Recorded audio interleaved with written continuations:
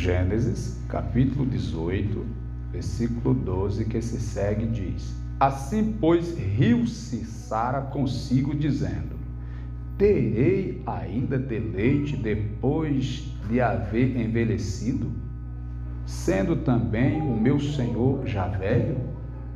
E disse o Senhor a Abraão: por que se riu Sara? Dizendo: na verdade, gerarei eu ainda havendo já envelhecido? Aleluia. Haveria coisa alguma difícil ao Senhor? Ao tempo determinado tornarei a ti por este tempo da vida, e Sara terá um filho. E Sara negou, dizendo: não me ri, porquanto temeu. E ele disse: não diga isso, porque te riste. Senhor Deus e Pai, em nome de Jesus, muito obrigado por estarmos aqui na noite desse dia, para louvar, exaltar, magnificar, engrandecer e bendizer o teu nome e te adorar na beleza da tua santidade. Continua com a tua igreja, com o teu povo, fale aos nossos corações e nos alimente com a tua palavra, o pão vivo que desce do céu, para que possamos ter saúde física e espiritual, para nos manter te servindo, te glorificando e fazendo a tua vontade. Assim venha, Pai, e a todos abençoe em nome de Jesus. Amém. Deus abençoe. Pode sentar.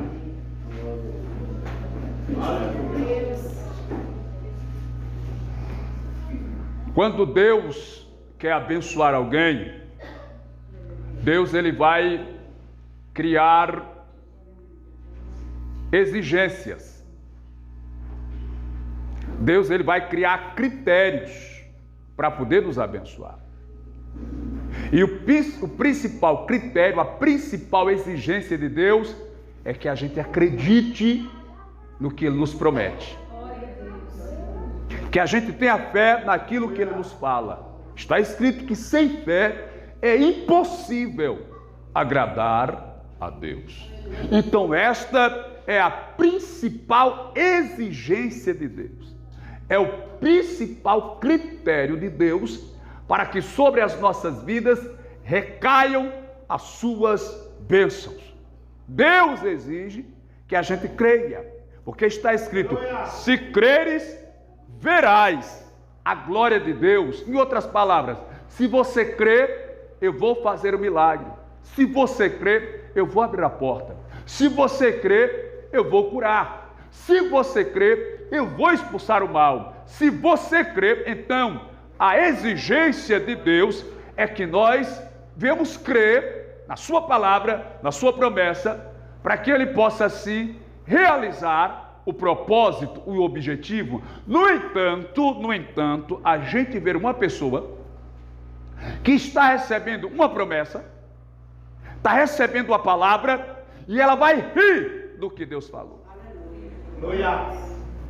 Eu tenho certeza que se um de nós falássemos algo para alguém sério, verdadeiro, com compromisso, com responsabilidade, com dignidade, e alguém risse da gente, a gente ia ficar bravo. Nós iríamos nos irar. E talvez mudássemos de ideia e não cumpríssemos o que prometemos, porque alguém riu daquilo que falamos. Talvez alguém disse: tu vai fazer isso, tu não tem capacidade para isso, tu não tem competência para isso, tu não tem condições para isso.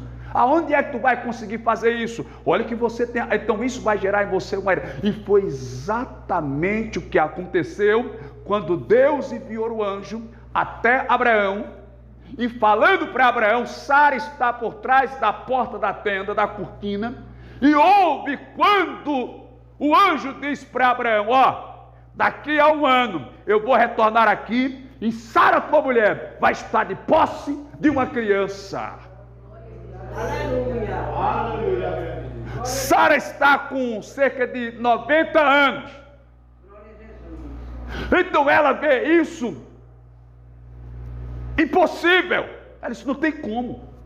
80 anos, 90 anos. Se Abraão estava com 99, quando Deus aparece, ela estava com mais de 80. Então ela pensa: como é que isso vai acontecer? Não tem como. Eu já cessou o costume das mulheres, eu já estou com uma idade avançada, não há mais possibilidade disso acontecer. Isso é o que nós pensamos, Muitas das vezes debaixo de uma palavra que o advogado, o médico, o político, a autoridade veio e disse: ó, para tua causa não tem mais jeito, porque acabou-se todos os recursos, não tem mais a quem recorrer, nem como recorrer para resolver esse teu problema. Foi exatamente o que Sara estava pensando. Não tem como mais resolver, passou, escambou, já não dá mais. Aí é quando o anjo olha e diz: por acaso tem algo impossível para Deus? Pois para Deus nada é impossível. Para o médico é, para o advogado é, para o delegado é, para o juiz é, para o presidente, para o governador é, até para os anjos são impossíveis, mas para Deus nada é impossível. Então o anjo se dirige a Abraão e pergunta: por que foi que Sara riu? Por que foi que Sara riu? Aí Sara ouviu quando o anjo disse isso. Aí ela apresentou-se, apareceu e disse: não, eu não ri. Se você riu. Ri não, riu sim, riu não. Foi aquela briga. Riu não riu.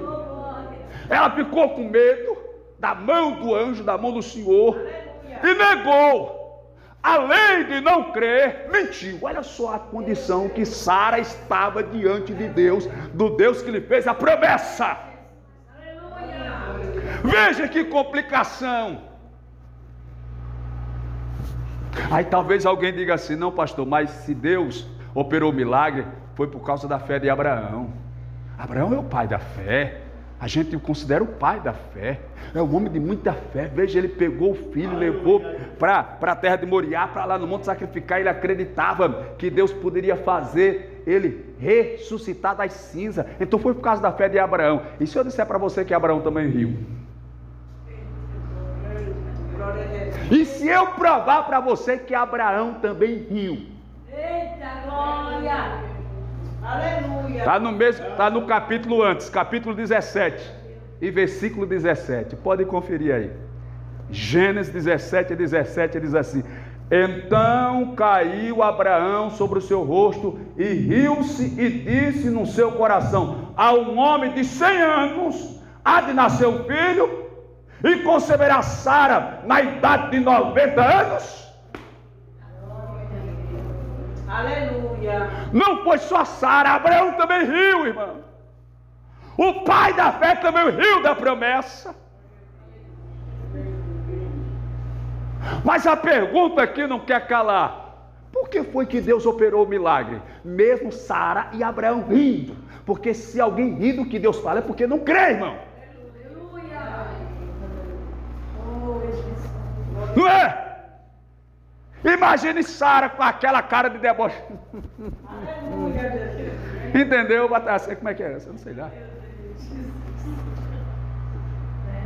Isso vai acontecer.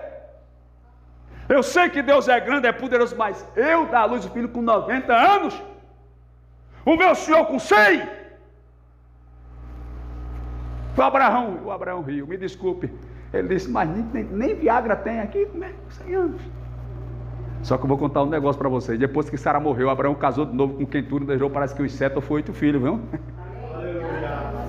Pode ler Bíblia, irmão. Estou pregando Bíblia para vocês. Mas aí Deus fez milagre. Por que foi que Deus fez milagre? Preste atenção no que eu vou pregar agora, ensinando para os amados. Ó, a vontade de Deus, ela tem duas classes. A vontade de Deus, ela é classificada de duas formas: a vontade absoluta e a vontade permissiva. Deus tem duas vontades: a absoluta e a permissiva. A vontade permissiva de Deus é aquilo que Deus permite. Tem coisas que nós pedimos a Deus e Deus fala não, mas a gente insiste, a gente persiste, a gente quer porque quer, bate o pé na parede, bate o pé na porta, cai no chão, se embola que nem menino amarelo e diz: eu quero isso, Deus. Mas não é a vontade de Deus, mas pela insistência Deus permite. Tem muita gente que vai trabalhar no emprego que Deus disse que não era para ele ir. Tem muita gente que se casa com uma pessoa que Deus disse que não era para casar. Tem gente que entra em cada enrascada porque achou bonito e tal, mas Deus disse: não é por aí. Mas a pessoa insistiu, Aí Deus permitiu, é a vontade permissiva de Deus. Deus permite, não é a vontade absoluta de Deus, é a vontade permissiva. Mas tem a vontade absoluta de Deus. É aquilo que Deus faz, se você gostar. Se você não gostar, Ele também faz. A vontade absoluta de Deus, se você quiser, Ele faz. Se você não quiser, Ele faz do mesmo jeito. Isso se chama vontade absoluta de Deus. Porém, seguindo essa linha de raciocínio, também tem a promessa condicional de Deus. A promessa de Deus, ela pode ser condicional ou incondicional. O que é uma promessa condicional? Vou lhe mostrar. Deuteronômio 28 está escrito assim, versículo 1. E há de ser que, se ouvires a voz do Senhor teu Deus, e guardar todos os mandamentos que eu te ordeno hoje, o Senhor teu Deus te exaltará sobre todas as nações da terra, e todas essas bênçãos virão sobre ti. Você vai ser abençoado no campo, abençoado na cidade, vai ser abençoado o ventre da sua mulher, o ventre dos seus animais. Você vai emprestar, não vai tomar emprestado. Você vai ser cabeça, não vai ser cauda, vai estar sempre por cima e não por baixo. Se ouvires a voz do Senhor teu Deus, é bênção condicional, tem uma condicionante, é se você ouvir e guardar a voz, a palavra de Deus, aí Deus vai lhe abençoar. Se, condicionante. Existe, porém, a bênção incondicional, a promessa incondicional de Deus. Ou seja, tem coisas que Deus fala, se o homem crê, ele faz. Se não crê, ele faz do mesmo jeito. Se o homem gostar, Deus faz. Se não gostar, Deus faz do mesmo jeito. Se Satanás não se levantar, ele faz. Se Satanás se levantar, ele faz do mesmo jeito. Se o inferno não se levantar, ele faz. Se o inferno se levantar, ele faz do mesmo jeito. Porque são bênçãos incondicionais. Aleluia. E eu tenho para mim na noite desse dia que há promessas na vida de crente neste lugar, nesta hora, que foi feita nos céus, e alguém não deu muito crédito, alguém ficou inseguro, ficou meio indeciso, meio duvidoso, mas Deus manda dizer para você na noite desse dia, que crendo ou não Ele vai fazer, gostando ou não Ele vai fazer, aceitando ou não Ele vai fazer, porque Ele não é homem para que minta, e nem é filho do homem para que se arrependa. Tendo Ele dito, não faria, e tendo falado, não realizaria. Ele vai fazer. Glória. Aleluia. Exaltado para sempre seja o nome de Jesus. Só tem, Isaías 43:13. Porque ainda antes que houvesse de eu sou, e não há quem possa fazer escapar das minhas mãos, e operando eu, quem impedirá? Glória a Deus. Quando Deus decide fazer, quando Deus determina fazer, se muda gente, se converte gente, morre gente, nasce gente. Ele muda juiz, muda promotor, muda delegado, muda advogado, muda prefeito, muda presidente, mas o que ele prometeu, ele cumpre, porque ele é Deus. Aleluia! Glória a Jesus! Porque você riu, Sara? Porque eu já estou avançado em idade. E você, Abraão, porque eu já estou com 100 anos, e a Sara com 90, não tem mais condições de acontecer. Se não aconteceu quando ela jovem, quando ela tinha 20, 25, até 30, até 35, 40, agora com 90, mais meio século em cima, mais 50 anos, quando ela estava nova até, aleluia, é porque nós achamos, irmãos, que Deus depende da capacidade do homem, da condição do homem, dos meios favoráveis. Não, agora está tudo bem, o tempo está favorável, agora está uma maravilha, agora Deus vai poder fazer. Quem disse que Deus depende, irmão, da condição do país, do presidente que está, aleluia, na cadeia, ou do prefeito? Não, Deus não depende nem precisa, Ele é Deus. Aleluia. Quando o povo saiu do Egito, estava escravizado para ir para a terra de Canaã. Era uma viagem de mais ou menos 40 dias para chegar na terra, mas o povo murmurou, e por essa murmuração foi necessário o povo passar 40 anos no Egito, ou melhor, no deserto, mas precisamente 39 anos e 8 meses é o tempo que o povo passa no deserto. No deserto não tem supermercado, no deserto não tem C&A, no deserto não tem riachuelo, no deserto não tem bem bom preço, no deserto não tem farmácia do trabalhador nem do preguiçoso, não tem farmácia para ninguém. Lá no deserto não tem água encanada, não tem energia. Lá no deserto não tem terra para plantar, porque é só terra, se plantar não dá nada, morre a semente. O deserto não tem água, é tudo, aleluia, escasso, é tudo favorável à derrota. Pois foi lá no deserto aonde Deus mais fez milagre, foi lá no deserto aonde Deus mais operou, foi lá no deserto onde mais a glória se revelou, foi mais no deserto onde o poder de Deus, aleluia, apareceu. Ei, não se preocupe com a situação ou com o ambiente, o importante é se Deus está na frente, porque se Ele estiver na frente, Ele planeia o caminho torto, quebra a porta de bronze e despedaça o olho de terra ou de ferro para me dar e para te dar vitória. Louvado seja Deus. Então descanse, meu irmão, descanse, minha irmã, continue tendo fé, porque sem fé é impossível agradar a Deus. Ele vai fazer, viu? Aleluia. Eu sei que você já está desanimado, desanimada, até querendo entregar os pontos. Não vou orar mais não, já orei tanto, vou deixar para lá. Mas essa não vai depender de você.